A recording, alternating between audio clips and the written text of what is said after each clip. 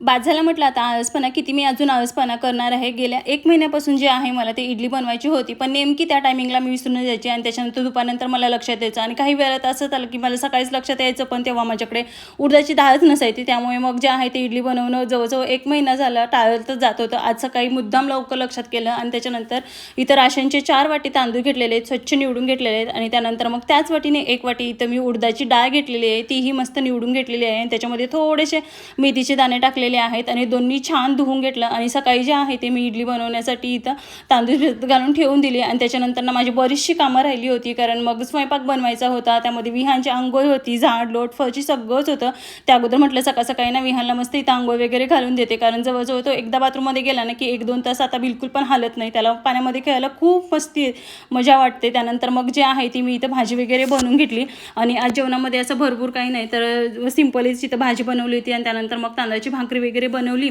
आणि आज लक्षात ठेवून ना मला ही तेलाची केटल वगैरे घासायची होती, सो तीच घासायला घेतली आणि एकदा जर जेवलं ना की भरपूर मग कंटाळा येतो. त्यामुळे जे आहे ती सगळी कामं पटकन